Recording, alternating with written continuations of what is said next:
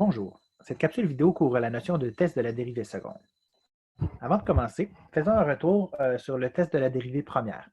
Donc, le test de la dérivée première permettait de chercher les extrémums d'une fonction euh, en étudiant le signe de la dérivée avant et après la valeur critique qu'on a trouvée. Donc, ça permettait de déterminer s'il y avait un changement de signe, si on avait affaire à un extrémum et, dépendamment du changement de signe, si c'était un maximum ou un minimum. Le test de la dérivée seconde a le même objectif. Donc, c'est aussi de trouver les extrémums d'une fonction. Okay? On se méprend souvent, les étudiants ont tendance à croire que puisqu'on parle de dérivée seconde, ça permet de chercher des points d'inflexion, mais le test de la dérivée première, autant que le test de la dérivée seconde, ont le même objectif, soit celui de trouver les extrémums. Cependant, on va utiliser des notions acquises avec la dérivée seconde pour connaître le type d'extrémum auquel on a affaire. Donc, le théorème se lit ainsi. Donc, soit C, un nombre critique, une valeur critique de la fonction telle que la dérivée est égale à 0. Donc, il faut absolument que ce soit cette catégorie de valeurs critiques. Alors, une fois qu'on a trouvé une valeur critique telle que la dérivée première est égale à 0, donc c'est ce point-là, le point C, f de C, est susceptible d'être un point de maximum relatif ou un point de minimum relatif. Alors, ce qu'on peut faire, c'est étudier la dérivée seconde en x égale à C. Si le résultat est négatif, qu'est-ce que ça signifie? Est-ce que c'est un maximum ou un minimum? Si on va trop rapidement, on a tendance à dire négatif, minimum. Mais attention, c'est un maximum relatif. Pourquoi? Que nous donne comme information le fait que la dérivée seconde soit négative? Ça signifie que la concavité est vers le bas. Okay? Et si on a une valeur critique telle que la dérivée est égale à 0, dans une portion de courbe concave vers le bas, c'est automatiquement parce qu'il s'agit d'un point de maximum.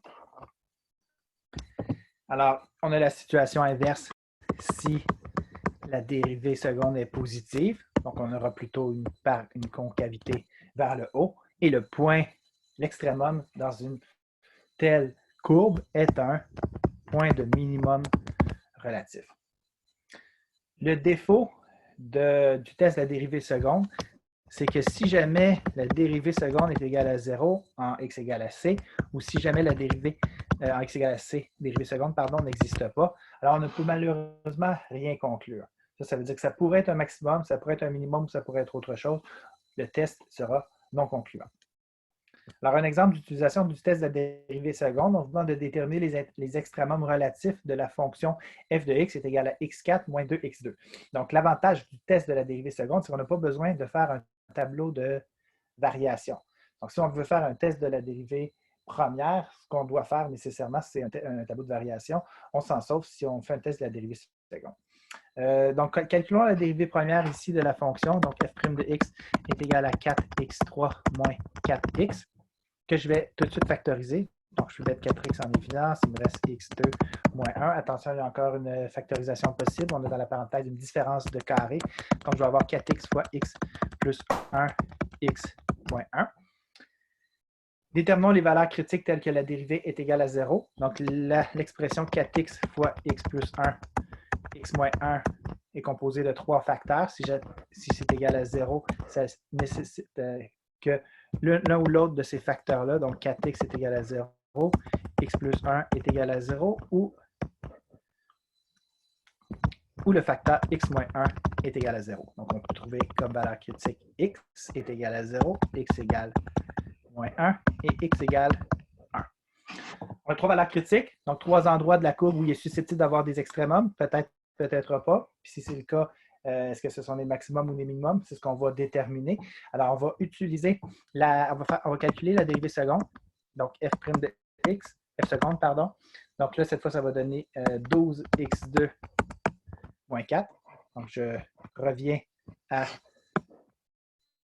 cette forme-là pour faire la dérivée seconde et non pas la forme factorisée, ce qui est beaucoup plus lourd à dériver. Donc, il y a deux formes ici intéressantes, juste avant de continuer. Il y a la forme polynomiale ici et la forme factorisée. Ils ont chacune leur avantage. Ça, c'est intéressant pour résoudre des équations égales à 0, donc pour trouver des valeurs critiques.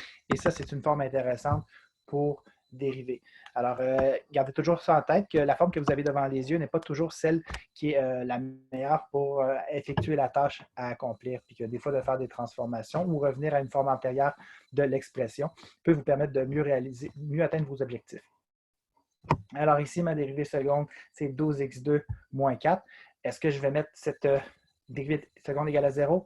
Non, je ne veux pas chercher les points d'inflexion. Okay? Je vais uniquement utiliser cette expression-là pour déterminer la concavité pour mes valeurs moins 1, 0 et 1. Alors, c'est ce que je vais faire ici. Je vais calculer f seconde de chacune de mes valeurs. Donc, commençons par moins 1. Donc, je remplace x par moins 1 donc dans la dérivée seconde. Et je trouve 12 fois 1 moins 4, c'est-à-dire 8. Ce qui m'intéresse ici, c'est le signe du résultat. Donc, 8, c'est un nombre positif. C'est donc dire qu'on a une parabole qui est ouverte vers le haut et que le point f de moins 1, qui est égal à 1 en passant si on remplace x par moins 1 dans la fonction initiale. Okay? Donc, f de moins 1, qui vaut moins 1, est un minimum.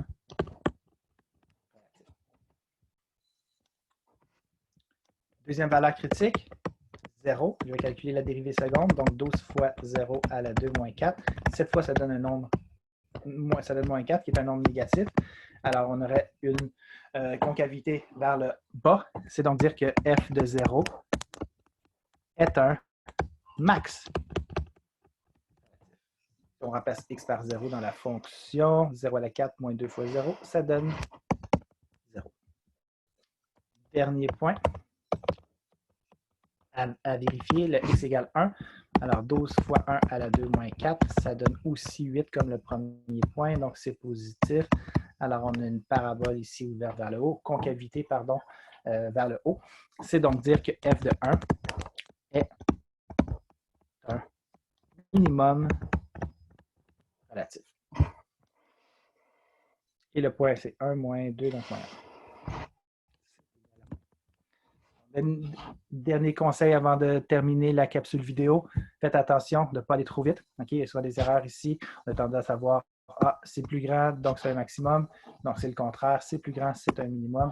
C'est plus petit, c'est un maximum. Donc, mon conseil, c'est faites le petit dessin illustrant la concavité et ensuite déduisez-en le fait qu'il s'agit d'un minimum ou d'un maximum. Et voilà.